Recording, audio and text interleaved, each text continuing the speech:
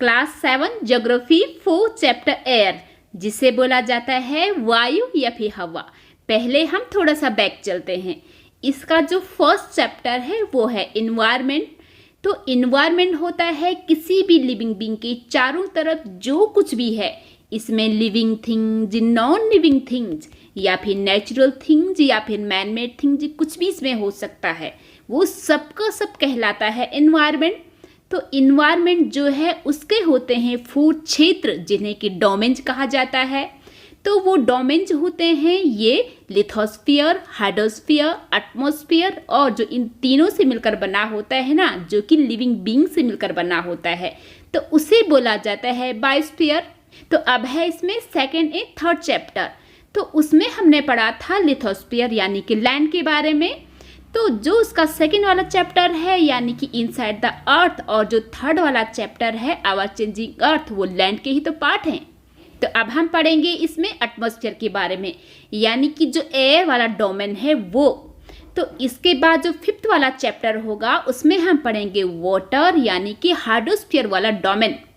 और जो 6 से लेकर के 10th वाले चैप्टर हैं तो उसमें हम पढ़ेंगे बायोस्फीयर।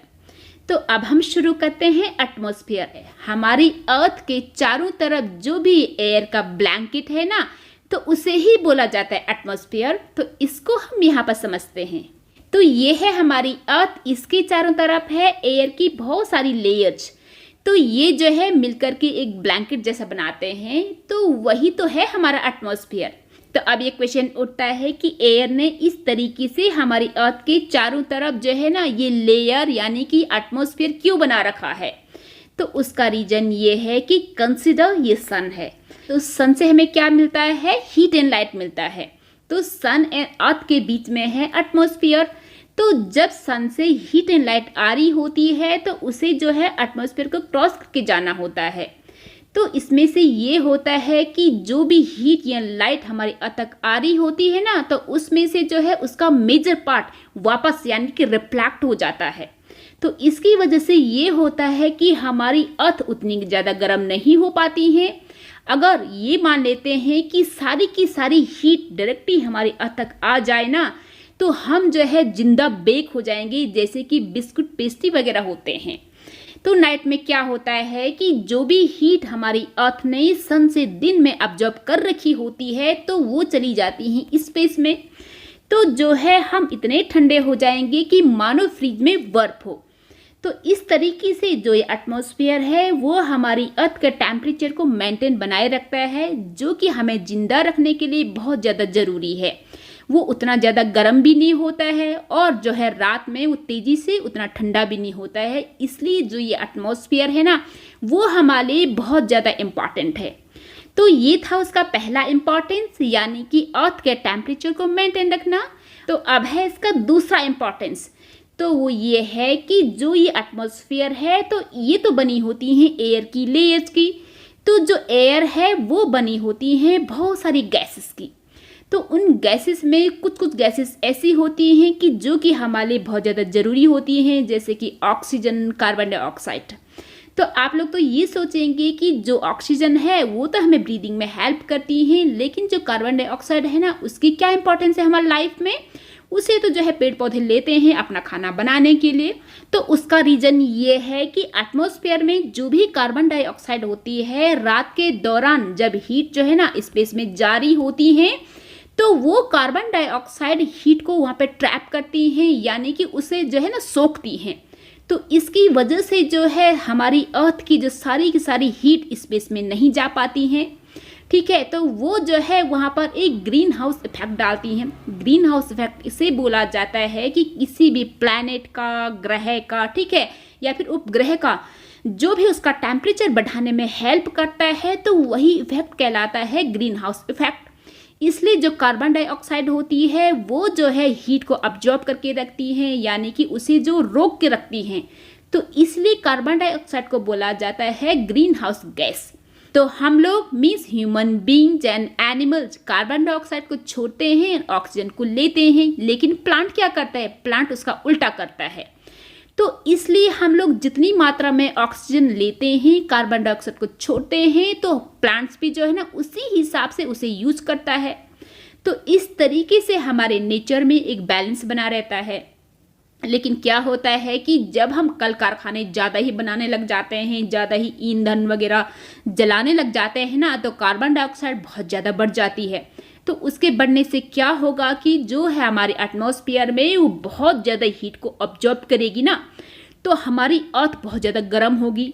तो उससे ये होंगे कि जो बर्फ़ के पहाड़ हैं यानी कि जो ग्लेशियर हैं वो तेज़ी से मेल्ट होंगे। तो मेल्ट होकर के उनका पानी कहाँ जाएगा? समुद्र में जाएगा। समुद्र का लेवल जो है ना ऊपर बढ़ता बढ़ता जाएगा, ठीक है। तो बाढ़ वगैरह आने की आशंका बहुत ज़्यादा हो जाती है। इसलिए हम लोग को जो है ना हमारी अर्थ को बहुत अच्छे से जुडिशली यूज करना चाहिए। तो अब हम इसका वर्ड टू वर्ड पढ़ते हैं। Our earth is surrounded by a huge blanket of air called atmosphere. हमारी धरती अपने चारों तरफ एयर की एक बड़ी सी ब्लैंकेट से घिरी रहती है, जिसे कि बोला जाता है atmosphere. All living beings on this earth depend on the atmosphere for their survival. सारे लिविंग बींग जो कि इस धरती में है ना, वो जिंदा रहने के लिए इसी एटमॉस्फेयर पर डिपेंड करते हैं। It provide us the air we breathe. जो भी हवा हम यहाँ पर सांस लेते हैं तो वो इसी में है, वो हमें प्रोवाइड कराता है। कौन? एटमॉस्फेयर वो हमें प्रोवाइड कराता है, ठीक है। तो अब हम यहाँ पर पढ़ रहे थे कि and protect us from the harmful effect of the sun rays. तो जैसे कि अभी हमने पढ़ा कि सन से जो है हार्मफुल रेज भी आती हैं, तो वो एटमॉस्फेयर की लेयर जो है हमें उसे बचाती हैं। Without this blanket of protection we should be baked alive by the heat of the sun during day. अगर जो है वो ब्लैंकेट नहीं होगा ना, वो हमें प्रोटेक्शन नहीं देगा, वो ब्लैंकेट नहीं होगा तो हमें किस तरीके से प्रोटेक्शन मिलेगा? तो हम क्या होंगे कि हम दिन में जो है ना जिंदा ही बेक हो जाते हैं, यानी कि सेक ले जाते हैं। किसकी तरह? रोटी की तरह सेके जाते हम। And get frozen during night, और रात में जो है ना बिल्कुल जम जाते बर्फ की तरह। So it is this mass of air that has made the temperature on the earth livable. तो इसलिए जो है जो एयर का मास है, मास होता है समूह, यानी कि जो एयर की जो लेयर्स है ना, वो जो ब्लैंकेट जैसा बनाती हैं वो जो है हमारी अर्थ के टेम्परेचर को जिंदा रहने लायक बनाती हैं, यानी कि बहुत ज़्यादा गर्म भी नहीं, बहुत ज़्यादा ठंडा भी नहीं। तो अब हम पढ़ेंगे डू यू नो, क्या आप जानते हैं? Carbon dioxide release in the atmosphere creates a green house effect bye trapping the heat radiated from the earth. तो जो इसमें कार्बन डाइऑक्साइड एटमॉस्फेयर में होती है ना, तो वो जो है हमारी एटमॉस्फेयर में ग्रीन हाउस इफेक्ट पैदा करती हैं हमारी अर्थ के लिए। मीन्स हमारी अर्थ से नाइट के टाइम जो भी हीट रेडिएट हो रही होती है ना, यानी कि स्पेस में जारी होती है, उसे वो ट्रैप करके ग्रीन हाउस इफेक्ट क्रिएट करती हैं। जैसे कि अभी आपको पता चला कि वो होता है कि किसी भी प्लैनेट, ग्रह, उपग्रह का टेम्परेचर को बढ़ाने में हेल्प करना, वो वाला इफेक्ट। इसीलिए जो है it is therefore called a greenhouse gas. इसीलिए कार्बन डाइऑक्साइड को ग्रीन हाउस गैस भी बोला जाता है। Without it the earth would have been too cold to live in. बिना इसके हमारी अर्थ रहने के लिए बहुत ज़्यादा ठंडी हो जाती है, जिसमें कि हम रह नहीं पाते। However, when its level in the atmosphere increases due to factory smoke, लेकिन फिर भी जब इसका लेवल हमारे एटमॉस्फेयर में बहुत ज़्यादा बढ़ जाता है फैक्ट्री की धुएं से या फिर कार की धुएं से, तो वो जो है ना काफ़ी ज़्यादा हीट को वहाँ पे रिटेन करता है, वो जो है काफ़ी ज़्यादा हीट को ट्रैप करता है, जिससे कि हमारी अर्थ का टेम्परेचर काफ़ी ज़्यादा बढ़ जाता है, जिससे बोला जाता है ग्लोबल वार्मिंग। तो इससे क्या होता है ग्लोबल वार्मिंग से? This rise in temperature causes, उस बढ़े हुए टेम्परेचर से snow in coldest parts of the world to melt. तो जो है इस दुनिया में सबसे ठंडी जगह होती है ना, यानी कि ग्लेशियर, वो जो है मेल्ट होना शुरू हो जाते हैं। As the result the sea level rises, तो जो है बर्फ के पहाड़ जब पिघलेंगे ना, तो जो है हमारा सी का लेवल वो बढ़ता चला जाएगा। Causing floods in the coastal areas, जो कोस्टल एरियाज यानी कि समुद्र के तट पर जो बस्ती होती है वहाँ पर भयंकर बाढ़ आ सकती हैं। There may be drastic changes in the climate of the place leading to extinction of some plants and animals in long run. और जो है अगर लंबे टाइम तक ऐसा चलता रहे ना, तो बहुत सारे प्लांट्स एंड एनिमल्स गायब हो जाएंगे, एक्सटिंक्शन हो जाएंगे, मीन्स कि हमेशा के लिए लुप्त हो जाएंगे। अब हम पढ़ेंगे कंपोजिशन ऑफ द एटमॉस्फेयर। जो हमारी एटमॉस्फेयर है वो किस चीज़ से मिलकर बनी होती है, ऑब्वियसली गैसेस की। तो गैसेस भी जो है कौन कौन सी होती हैं, और गैसेस के अलावा और क्या होता है, मीन्स कि उसमें वेपर भी होता है, धूल भी होती है। तो इसको जो है पहले वर्ड टू वर्ड हम पढ़ते हैं। Do you know that the air we take in while breathing actually a mixture of many gases. क्या आपको पता है कि जो भी हवा हम सांस में लेते हैं ना, वो बहुत सारी गैसेस के मिक्सचर से बनी होती हैं। Nitrogen and oxygen are two gases which make the bulk of the atmosphere. तो इसमें से जो है जो सबसे ज़्यादा पाई जाती हैं वो होती हैं टू गैसेस। कौन कौन सी? Nitrogen and oxygen. Nitrogen number 1 पे होती हैं, ठीक है। तो और भी गैसेस में होती हैं जो कि बहुत ज़्यादा कम होती हैं, जैसे कि carbon dioxide, helium, ozone, argon and the hydrogen are found in lesser quantities. ये जो है ना बहुत कम क्वांटिटी में पाई जाती हैं। अपार्ट फ्रॉम दीज गैसेस, इन गैसेस के अलावा tiny dust particles are also present in the air. छोटे छोटे धूल के कण भी उसमें होते हैं। The pie chart gives you the percentage और different constitution of the earth. जो यहाँ पर ये पाई चार्ट है ना, तो इससे हमें ये पता लगता है कि हमारी जो एटमॉस्फेयर है उसमें जो गैसेस होती है ना, उनका परसेंटेज कितना है, यानी कि कौन सी गैस किस क्वांटिटी में वहाँ पर है। तो इसको जो है हम थोड़ा सा बाद में देखते हैं, पहले पढ़ लेते हैं। Nitrogen is the most plantable gas in the air. हमारी एयर में जो सबसे ज़्यादा पाई जाती है ना, तो वो गैस होती है nitrogen. When we inhale, we take some amount of nitrogen into our lungs and exhale it. तो जब हम सांस लेते हैं ना, इनहेल करते हैं, इनहेल मीन्स कि सांस अंदर लेना, तो जो है नाइट्रोजन तो सबसे ज़्यादा होती है। तो हमें तो जो है सिर्फ और सिर्फ ऑक्सीजन चाहिए होती है। तो ऑक्सीजन के साथ ही साथ थोड़ा सा नाइट्रोजन भी हमारे अंदर चला जाता है, लेकिन हम जो है उसको बाहर फेंक देते हैं। एक्सेल मीन्स कि सांस को बाहर फेंकना। But plants need nitrogen for the survival. लेकिन प्लांट्स के लिए नाइट्रोजन बहुत ज़्यादा इंपॉर्टेंट होता है। किसके लिए? प्रोटीन वगैरह बनाने के लिए ना। तो जो है हमारा फूड प्लांट्स तो बनाते हैं, तो नाइट्रोजन जो है उन्हें चाहिए होता है। लेकिन उसमें आपने साइंस में पढ़ा था ना कि जो हमारे एयर में नाइट्रोजन होती है वो उसे डायरेक्टली नहीं यूज़ कर सकते हैं। तो उसे जो है उन्हें यूजुअल फॉर्म में चेंज करने के लिए किसी की हेल्प की जरूरत पड़ती है, जैसे कि राइजोबियम नामक बैक्टीरियम आपने पढ़ा था, ठीक है, जो कि लेग्यूम जो प्लांट्स होते हैं ना उनके रूट में पाया जाता है। तो वो उसे जो है मिट्टी में सोल्यूबल फॉर्म में चेंज कर देता है। किसको? नाइट्रोजन को।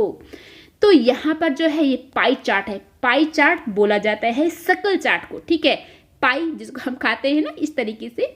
तो इसमें नंबर 1 पर आता है नाइट्रोजन जो कि है 78%, और दूसरे नंबर पर आता है ऑक्सीजन जो कि है 21%। तो इन दोनों का टोटल कितना होता है? वो होता है 99%। तो अब बचता है सिर्फ और सिर्फ 1%।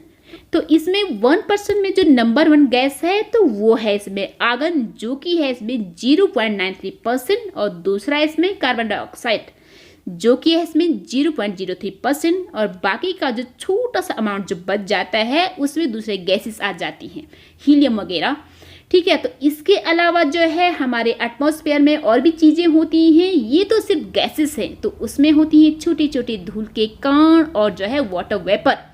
तो हम यहाँ पर थे दे कैन नॉट टेक, किसके लिए? ये प्लांट्स के लिए बोल रहे हैं जो कि नाइट्रोजन को बिल्कुल वैसा नहीं ले सकते हैं। दे कैन नॉट टेक क्या? Nitrogen directly from the air. वो एयर से जो है नाइट्रोजन को डायरेक्टली नहीं ले सकते हैं। एक बैक्टीरिया है जिसे कि राइजोबियम बोला जाता है, that live in the soil, वह मिट्टी में रहता है, and roots of some plants, किसी प्लांट्स के रूट के नियर रहता है। Take nitrogen from the air, वो जो है ना हवा से नाइट्रोजन लेता है, उसको जो है ना सॉल्युबल फॉर्म में चेंज कर देता है जिससे कि प्लांट उसे यूज कर सके। Change is form so that, इसीलिए प्लांट्स कैन यूज इट। तो अब है इसमें कि oxygen is the second most plantable gas in the air. तो पहला तो था इसमें नाइट्रोजन, दूसरा है इसमें ऑक्सीजन, तो ये होता है 21%। Humans and animals take oxygen from the air as they breathe. जो ह्यूमंस एंड एनिमल्स सांस लेते हैं ना, तो वो जो है ऑक्सीजन को लेते हैं। Green plants produce oxygen during photosynthesis. हरे हरे पौधे जब खाना बनाते हैं ना सन की लाइट में, जिसे कि फोटोसिंथेसिस बोला जाता है, तो उस दौरान वो ऑक्सीजन को पैदा करती हैं। तो इस तरीके से in this way oxygen content in the air remains constant. तो इस तरीके से जो है ऑक्सीजन का कंटेंट यानी कि जो ऑक्सीजन की मात्रा है हवा में वो फिक्स रहती है, कांस्टेंट रहती है, फिक्स बैलेंस में। If we cut trees then the balance get disturb. अगर हम बहुत सारे पेड़ों को काटते हैं ना तो उसका बैलेंस गड़बड़ा जाता है। Carbon dioxide is another important gas. जैसे कि हम जानते हैं कि दूसरी जो इम्पॉर्टेंट गैस है वो है कार्बन डाइऑक्साइड। तो अगर कार्बन डाइऑक्साइड नहीं होगा तो प्लांट्स अपना फूड कैसे बनाएंगी और हमें जो है ना खाना कैसे मिलेगा। तो इसलिए जो है green plants use carbon dioxide to make their food. हरे हरे पौधे इसको लेते हैं अपना खाना बनाने के लिए और ऑक्सीजन को छोड़ते हैं। ह्यूमंस और एनिमल्स रिलीज कार्बन डाइऑक्साइड और हम लोग और एनिमल्स कार्बन डाइऑक्साइड को छोड़ते हैं। द अमाउंट और carbon dioxide release by human and animals seems to be equal to the amount used by the plants which make a perfect balance. इस तरीके से जो है हम लोग कार्बन डाइऑक्साइड को छोड़ते हैं, प्लांट्स लेते हैं, और प्लांट्स क्या करती हैं, वो ऑक्सीजन को छोड़ती हैं और हम लोग लेते हैं। तो इस तरीके से हमारे नेचर में एक परफेक्ट बैलेंस बना रहता है। लेकिन फिर भी however the balance is upset by burning of fuels such as coal and oil. और हम लोग जो है अगर कोयला ऑयल वगैरह ज़्यादा जलाते हैं ना तो उससे क्या होता है कि बहुत सारा धुआं बनता है। धुआं में क्या होता है, बहुत ज़्यादा उसमें कार्बन डाइऑक्साइड होती हैं, तो उसका बैलेंस गड़बड़ा जाता है ना। तो they add billions of tons of carbon dioxide into the atmosphere. तो इन कल कारखानों से या फिर जो गाड़ियाँ चल रही होती हैं, जो भी हम कोयला वगैरह जलाते हैं ना, तो उससे billions of tons carbon dioxide हमारे एटमॉस्फेयर में मिल जाती हैं। इसका रिजल्ट ये होता है कि as the result the increase volume of carbon dioxide is affecting the earth's weather and climate. क्योंकि कार्बन डाइऑक्साइड हमारी अर्थ से हीट को ट्रैप करती है, इसलिए जितनी ज़्यादा कार्बन डाइऑक्साइड होगी ना उतनी ज़्यादा हीट को ट्रैप करेंगी। हमारी अर्थ उस हिसाब से ज़्यादा गर्म होती जाएंगी, बर्फ़ जो है तेज़ी से मेल्ट होती जाएंगी, बहुत सारी नेचुरल विपदाएं भी आनी शुरू हो जाएंगी। तो अब हम इसको पढ़ेंगे। डू यू नो, क्या आप जानते हैं, when air is heated it expand become lighter and goes up. जब हवा को गर्म कर दिया जाता है या फिर वो खुद से नेचुरली गर्म होती है ना तो वो फैलती हैं। तो बिकम लाइटर, जब वो फैलेंगी तो वो जो है हल्की होंगी, और हल्की चीज़ क्या होती है, वो ऊपर उठ जाती हैं। कोल्ड एयर जो डेंसर एंड हैवी, और जो है इसके विपरीत जो ठंडी हवा होती है ना वो घनी होती हैं और वो जो है ना हैवी होती हैं। तो हैवी चीज़ क्या होती हैं, वो नीचे बैठ जाती हैं। दैट्स वाई, इसीलिए it tends to sink down, इसलिए जो है उसकी जो प्रवृत्ति होती है, उसका जो नेचर होता है ना वो नीचे बैठ जाने का होता है। किसका, ठंडी हवा का। When hot air rises, cold air from the surrounding area rushes there to fill the gap। तो उससे ये होता है कि, तो इसको जो है हम यहाँ पर समझते हैं, ये है कोस्टल एरिया का एक सीन। तो ये है दिन का टाइम। दिन के टाइम लैंड तेजी से गर्म होता है वाटर के कंपैरिजन। तो जब जो है लैंड तेजी से गर्म होगा तो हवा भी गर्म होगी, और गर्म हवा जो है ना वो फैलती है, तो वो होती हैं हल्की, तो वो उड़ जाती ऊपर। तो यहाँ पर जो है ना खाली जगह बच जाती हैं। खाली जगह को घेरने के लिए समुद्र से ठंडी ठंडी हवाएं वहाँ पर आती हैं। फिर से जो है वो हवा गर्म होगी, वो भी जो है ना ऊपर उठेंगी। तो गर्म हवा जब ऊपर जाएंगी एटमॉस्फेयर में तो वो भी कहाँ तक जा पाएंगी, तो वहाँ पर जो है टेम्परेचर कम होता जाता है, यानी कि वो फिर से वहाँ पर घनी होकर के हैवी होना शुरू हो जाएंगी। तो जब वो हैवी होंगी तो वो भी तो कहीं ना कहीं नीचे आने की कोशिश करेंगी। तो वो क्या है ना, वो इस तरीके से नीचे आएंगी, ठीक है। तो फिर से जो है यहाँ की हवा गर्म होगी, ये ऊपर उठेगी, तो ये हवा जो है इस तरीके से ये नीचे आएंगी, ठीक है, ठंडी होकर के। तो ये जो है लगातार इस तरीके से एक चक्र में चलता है, ठीक है। यहाँ पर है, ये है, यहाँ पर गर्म हवा जो है ऊपर उठ रही है, लेकिन ऊपर तो जो है टेम्परेचर ठंडा है, ठीक, टेम्परेचर कम है, तो वो भी जो है भारी होकर के नीचे आती है इस तरीके से। तो ये ठंडी हवा जो है फिर से लैंड की तरफ जाएंगी, फिर से वो गर्म होंगी, फिर से ऊपर उठेंगी। इस तरीके से जो है ना पूरा का पूरा एक चक्र चलता है। तो आपने देखा भी होगा कि जो ये हॉट एयर बलून जो होते हैं तो ये ऊपर उठते हैं, क्योंकि इसमें हवा जो है गर्म कर दी जाती है तो वो फैलती हैं, हल्की होती हैं। ठीक है, तो हल्की होकर के ऊपर उठेंगी, ऑब्वियस सी बात है। तो इसमें भी यही होता है। Thank you.